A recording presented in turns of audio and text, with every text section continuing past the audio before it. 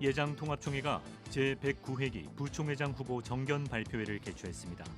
이번 목사 부총회장 선거에는 3명의 후보가 출마해 치열한 선거가 될 것으로 전망되는 가운데 새 후보들은 교단의 신뢰 회복과 연금제도의 투명한 운영에 힘쓰겠다고 밝혔습니다. 부채 문제를 겪는 청년들이 늘고 있는 가운데 기독교 윤리실천운동이 2030 세대를 위한 무료 재무 상담에 나섭니다. 어떻게 돈을 관리해야 할지 고민하는 청년들에게 도움을 주기 위해서입니다. 국내 개신교인 감소 현상 못지않게 서구에서도 교인 감소가 심각합니다. 미국에서는 빈 교회가 늘어나면서 교회가 음식점이나 상점으로 바뀌고 있습니다. 2030년까지 10만 개의 교회가 문을 닫을 것이라는 전망도 나옵니다. 여러분 안녕하십니까? CBS 뉴스입니다. 대한예수교장로회 통합총회가 목사 부총회장 후보 정견 발표회를 개최했습니다. 부총회장 후보로 나선 이들은 예장통합총회의 위상을 되살리고 한국교회를 이끌어가는 장자교단으로서의 위상을 되찾겠다고 다짐했습니다. 이승규 기자의 보도입니다. 대한예수교장로회 통합총회는 제109회 총회를 앞두고 총회장 사생활 논란이라는 사상 초유의 일을 겪었습니다. 이로 인해 제109회기 총회 개최 장소를 선정하지 못하는 등 많은 어려움을 겪어야 했습니다. 총회 장소를 공고해야 하는 마지막 날에서야 겨우 제109회 총회 장소로 창원 양곡교회를 결정한 예장통합총회 임원회는 본격적으로 총회 준비에 들어갔습니다. 특히 올해 예장통합총회 목사 부총회장 선거는 그 어느 해보다 치열할 전망입니다. 최근 몇 년 동안 모두 단독 후보가 출마해 별다른 선거 없이 당선자를 결정할 수 있었지만 올해는 목사 부총회장에 3명이 출마했습니다. 전주 시온성교회 황세영 목사가 1번, 여천교회 정훈 목사가 2번, 광주 남문교회 양원영 목사가 3번의 기호를 각각 부여받았습니다. 부총회장 후보 정견 발표에 나선 이들은 한 목소리로 교회의 신뢰 회복을 꼽았습니다. 특히 총회장 사생활 논란으로 사상 초유의 혼란을 겪고 있는 예장통합총회 상황에서 신뢰 회복은 무엇보다 시급한 과제로 꼽히고 있습니다. 3명의 후보 모두 한국교회와 예장통합총회의 신뢰도가 하락했다며 이를 극복하지 않으면 다음 세대도 없을 것이라고 강조했습니다. 이런 불신과 부끄러운 모습을 벗어버리고 신뢰를 회복하지 않으면 교회는 지속적인 부흥의 모습으로 나아갈 수 없을 것입니다. 은퇴 목회자들을 위한 연금제도의 투명한 운영도 후보들의 공통된 공약으로 제시됐습니다. 예장통합총회 연금재단은 2024년 3월 31일 기준 총 자산 6,146억 원입니다. 가입자는 18,060명이지만 고령화로 인해 수급자 수와 연금 지급액은 해마다 증가하고 있습니다. 미래 세대를 위해서도 연금의 적절한 투자와 운용은 반드시 필요한 일이지만 전문성이 부족한 목사와 장로들이 운용을 하다 보니 투자 실패 등 사고가 나기도 했습니다. 때문에 총회 일부에서는 안전성과 효율성을 높이기 위해 전문 경영인 제도를 도입하자는 등의 목소리가 나오기도 합니다. 총회 차원에서 좀 더 투명한 연금재단이 되도록 하겠고 모든 의사들이 실명제로 투자를 권유하고 투자를 책임질 수 있도록 그렇게 만들겠습니다. 다음 세대를 위한 투자에 적극 나서겠다는 목소리도 나왔습니다. 다음 세대와 함께하는 총회가 되도록 하겠습니다. 나라와 민족을 이끌어갈 다음 세대가 교회에서 길러지도록 혁신적인 신앙교육 플랫폼을 개발하겠습니다. 단독 장로 부총회장 후보로 나선 한소망교회 윤한진 장로 역시 신뢰도 회복과 다음 세대를 위해 최선을 다하겠다고 말했습니다. 예장통합총회는 오는 24일까지 대전과 광주, 제주 지역에서 후보 정견 발표회를 진행할 계획입니다. CBS 뉴스 이승규입니다. 부채 문제를 겪는 청년들이 늘고 있는 가운데 기독교 윤리실천운동이 2030 세대를 위한 무료 재무 상담에 나섭니다. 어떻게 돈을 관리해야 할지 고민하는 청년들에게 도움을 주기 위해서입니다. 한예인 기자입니다. 부채 문제를 겪고 있는 청년들의 수가 늘고 있습니다. 서울회생법원에 따르면 지난해 개인 회생 신청자 가운데 30대의 비율은 30.4%로 전 연령 중 가장 많았고 29세 이하는 16.9%로 나타났습니다. 절반에 가까운 47.3%가 2030 세대인 겁니다. 기독교 윤리실천운동 청년희망재무상담소 윙즈가 청년을 대상으로 재무상담에 나서게 된 배경입니다. 재무상담은 어떻게 돈을 관리해야 할지 고민하는 사회초년생부터 결혼을 준비하는 예비 신혼부부, 빚으로 생활에 어려움을 겪고 있는 2030 세대 등 돈 관리에 조언이 필요한 청년들을 대상으로 합니다. 기윤실 청년희망 재무상담소 윙즈는 19세부터 39세 청년 6명을 선정해 올해 9월부터 재무상담을 진행합니다.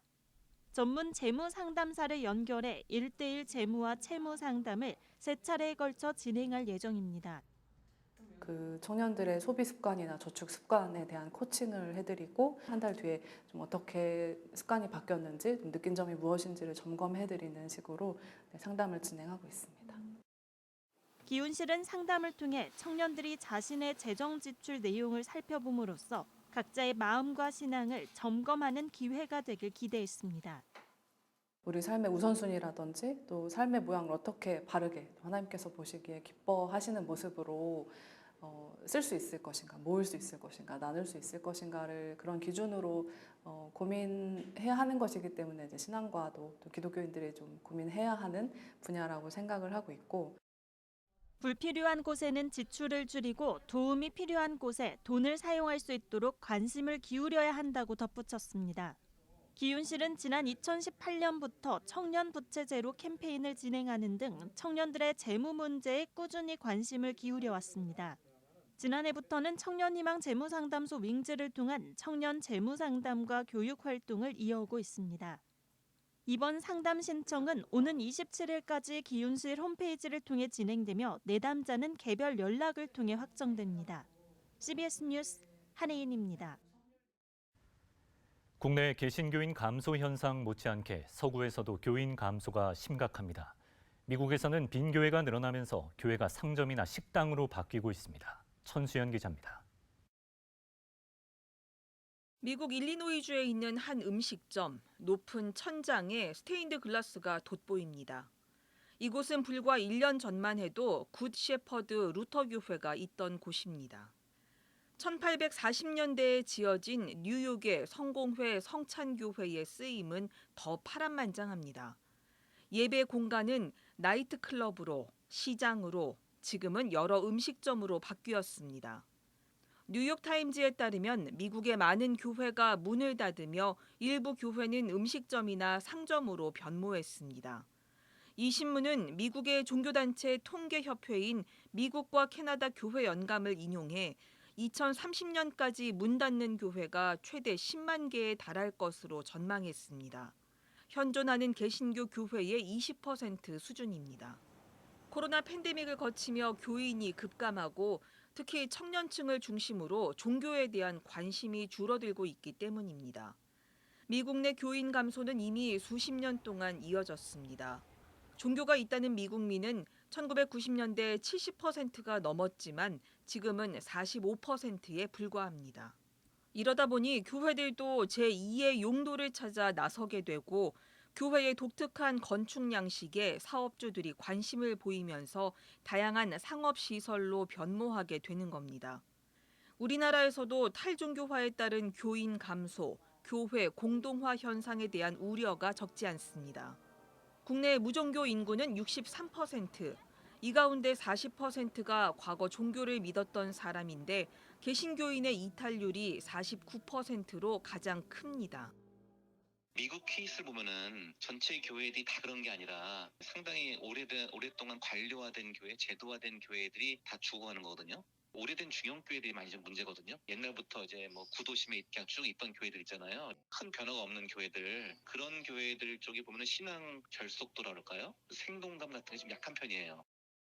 웨스트민스터 신학대 김선일 교수는 국내의 탈종교화와 교인 감소 추세는 쉽게 가라앉지 않을 것이라면서 교회 내의 역동성과 구성원들의 신앙적 활력이 교회 공동화에 영향을 미칠 수 있다고 설명했습니다.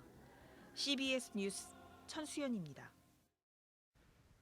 기독교 대한감리회 목회자 유가족 돕기 운동본부가 오늘 서울 광화문 감리회 본부에서 42명의 목회자 유가족 자녀들에게 장학금을 전달했습니다.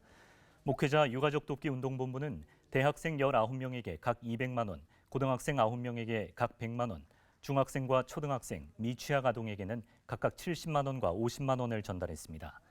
기감 목회자 유가족 돕기 운동본부는 지난 2002년부터 지금까지 모두 937명에게 약 12억 원의 장학금을 전달해 왔습니다. 목회자 유가족 돕기 운동본부 회장 김진호 목사는 이름도 빚도 없는 교회와 개인의 후원으로 지금까지 장학금을 전달할 수 있었다며 나중에 이 은혜를 갚는 학생들이 되길 바란다고 말했습니다.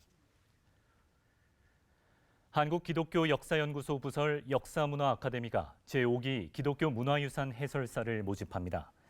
해설사 과정은 1년 2학기 과정으로 오는 10일부터 다음 달 10일까지 선착순 50명을 모집합니다. 강의는 매주 화요일 저녁 7시 세문안교회에서 진행합니다.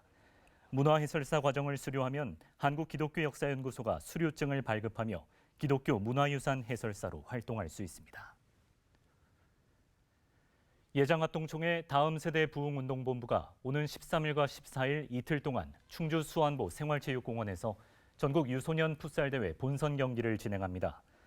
지난해에 이어 올해 두 번째 열리는 풋살대회에는 권역별 예선을 거쳐 올라온 30개 교회 48팀이 본선에서 기량을 겨룹니다.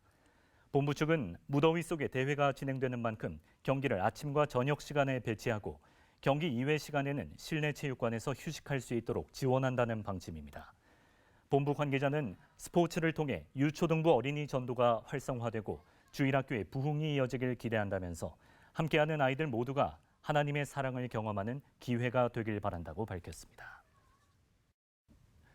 기독 미술인 모임인 아트미션이 오는 23일 서울 경동교회에서 공동선을 주제로 크리스천 아트 포럼을 개최합니다. 포럼에는 서성록, 신국원, 정재영 교수 등 신학자들이 나와 크리스천 예술은 우리 사회에서 어떻게 공동선을 구현해 나갈지 모색할 예정입니다. 아트미션은 최근 수년 동안 개인을 넘어서 예술과 사회와의 관계에 주목해왔다면서 이번 포럼이 공감과 긍휼이 무엇보다 필요한 이 시기에 부르심에 응답하는 크리스천 예술인으로서 함께 공감하고 나누는 시간이 되길 기대한다고 밝혔습니다.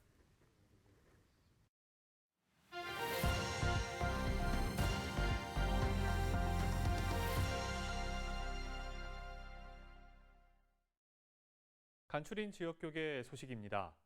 무더위 가운데서도 여름 사역이 한창입니다. 청년사역단체 비전 스테이션 미니스트리는 다음 세대 회복을 위한 킹덤 컨퍼런스를 열었습니다. 직업 캠프를 주제로 개최한 위미션의 제5차 여름 캠프 소식도 함께 전해드립니다. 청년사역단체 비전 스테이션 미니스트리가 다음 세대 회복을 위한 킹덤 컨퍼런스를 개최했습니다. 이 시대는 누군가 돌파해야 되거든요.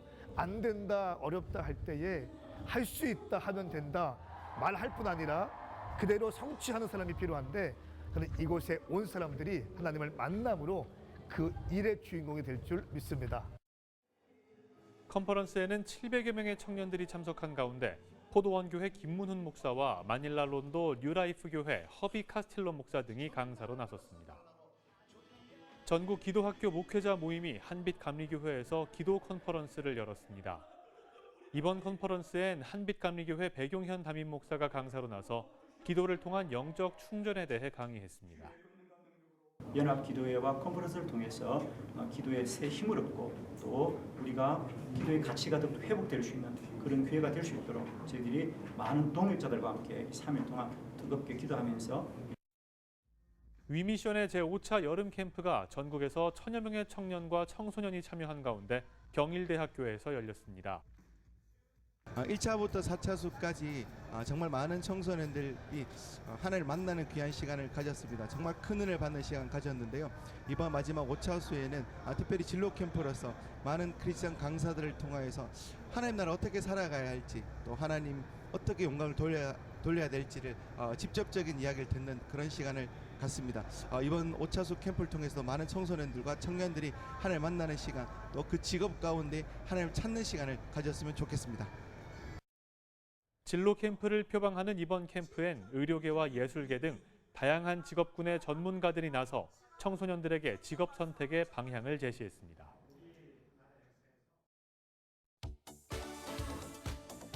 한국여신학자협의회가 한국여성신학지 100호 발간을 기념하는 좌담회를 개최합니다. 여신협은 다음 달 10일 세길교회에서 최근 14년 동안의 한국 여성신학 출간 내용을 심층 분석하고 각 호에서 다뤄진 주제와 연구 성과를 조명합니다. 지난 1990년에 창간된 한국 여성신학은 여성신학적 성서 연구와 설교, 논문 등 여성신학의 이론을 비롯해서 교회와 사회 현장에서 여성들의 삶의 목소리를 다양하게 담아왔습니다. 고신대학교가 최근 인도네시아 빈민 지역을 방문해 해외 나눔 프로그램을 진행했습니다. 고신대 봉사팀은 빈민촌 주민에게 음식을 제공하고 한국 문화를 활용한 놀이 활동 등으로 현지인들의 큰 호응을 얻었습니다. 예장합동총회 산하 통일목회 개발원이 다음 달 30일 서울 대치동 합동총회회관에서 통일선교 포럼과 통일기도회를 개최합니다. 교회여 일어나라 통일선교를 위하여를 주제로 열리는 이번 포럼에는 서북 지역 42개 노회를 비롯해 교단 관계자들과 국내 통일 관련 단체 지도자 등 400여 명을 초청할 예정입니다. 기독교 대한성결교회 소속 신길교회가 최근 카메룬에 선교헌금 2천만 원을 전달했습니다. 신길교회 김대준 안수집사와 정명선 권사가정이 후원한 이번 선교헌금은 카메룬 우물 파기 사역에 사용할 계획입니다.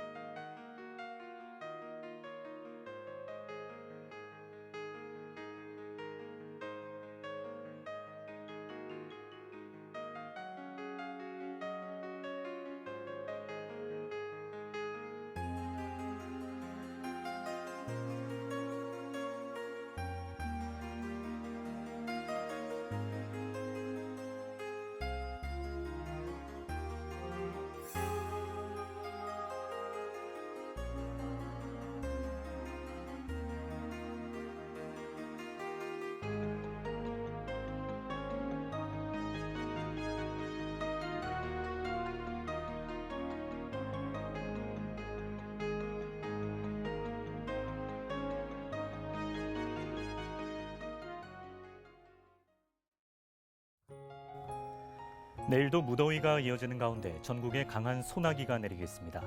내일 아침 최저 기온은 23도에서 27도, 낮 최고 기온은 31도에서 36도로 예상됩니다.